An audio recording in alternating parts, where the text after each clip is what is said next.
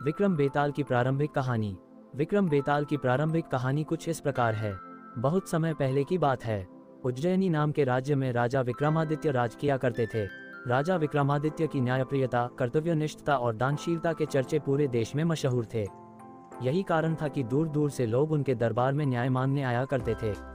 राजा हर दिन अपने दरबार में लोगों की तकलीफों को सुनते और उनका निवारण किया करते थे।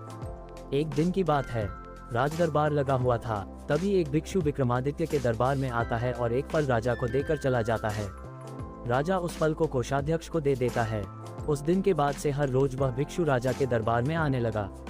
उसका रोज का काम यही था कि वह राजा को फल देता और चुपचाप चला जाता। राजा भी प्रत्येक दिन भिक्षु द्वारा दिया गया फल कोषाध्यक्ष को थमा देता।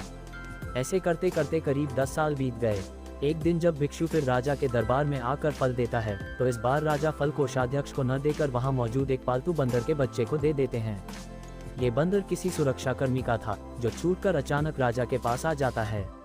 बंदर जब उस फल को खाने के लिए तोड़ता है, तो उस फल के बीच से एक बहुमूल्य रत्न निकलता है। उस रत्न की चमक को देख राज दरबार में मौजूद सभी लोग हैरत में पड़ जाते हैं। राजा भी यह नज़ारा देख आश्चर्य में पड़ जाता है। राजा कोषाध्यक्ष को इससे पूर्व भिक्षु द्वारा दिए गए सभी फलों के बारे में पूछता है। राजा के पूछने पर कोषाध्यक्ष बताता है कि महाराज, मैंने उन सभी फलों को राजकोष में सुरक्षित रखवा दिया है। मैं उन सभी फलों को अभी लेकर आता हूँ। कुछ देर बाद कोषाध्यक्ष राजा को आकर बताता है कि सभी फल सड़ गल गए हैं। उनके स्थान पर बहुमूल्य रत्न बचे हुए हैं।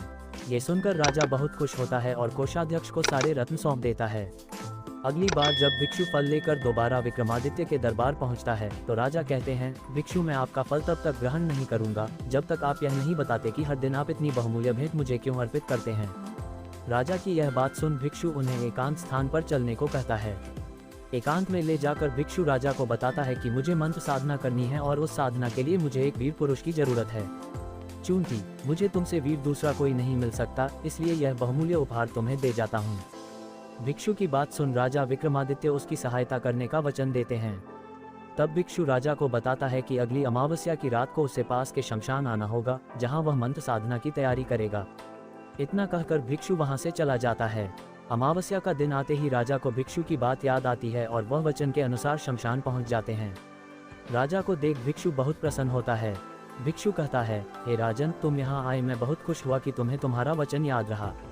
अब यहाँ से पूर्व की दिशा में जाओ, वहाँ एक महाश्मशान मिलेगा। उस महाश्मशान में एक शीशम का एक विशाल वृक्ष है।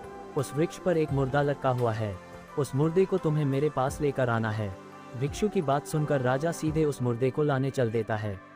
महाश्मशान में पहुंचने के बाद राजा को एक विशाल शीशम के पेड़ पर एक मुर्दा लटका हुआ दिखाई देता है। राजा अपनी तलवार खींचता है और पेड़ से बंधी डोर को काट देता है। डोर करते ही मुर्दा जमीन पर आ गिरता है और जोर से चीखने की आवाज आती है। दर्द भरी चीख सुन राजा को लगता है कि शायद यह मुर्दा नहीं, बल्कि कोई जिंदा इंसान है। थोड़ी देर बाद जब मुर्दा तेजी से हंसने लगता है और फिर पेड़ पर जाकर लटक जाता है, तो विक्रम समझ जाता है कि इस मुर्दे पर बेताल चढ़ा है। काफी कोशिश के बाद विक्रम बेताल को पेड़ से उतार अपने कंधे पर टांग लेते हैं। इस पर बेताल विक्रम से कहता है, विक्रम, मैं तेरे साहस को मान गया। तू बड़ा ही पराक्रमी है। मैं तेरे साथ चलता हूँ, लेकिन मेरी एक शर्त है कि पूरे रास्ते में तू कुछ भी नहीं बोलेगा। विक्रम सिर हिलाकर हाँ में बेताल की बात मान लेता है। इसके बाद बेताल विक्रम से कहता है कि रास्ता लंबा है, इसलिए इस रास्ते को रोमांचक बनाने के लिए मैं तुझे एक कहानी सुनाता हूँ। तो ये थी विस्तार से राजा विक्रम, योगी और बेताल की आरंभिक कहानी। यहीं से शुरू होता है बेताल 25 की 25 कहानियों का सफर, जो बेताल एक एक करके विक्रम को सुनाता है। कहानियों के विक्रम बेताल के इस भाग में आपको बेताल 25 की सभी कहानियाँ एक साथ पढ़ने को मिलेंगी। कहानी से सीख। एक राजा को हमेशा विक्रमादित्य की तरह साहसी और पराक्रमी होना चाहिए, तभी वह अपनी प्रजा की रक्षा कर सकता है।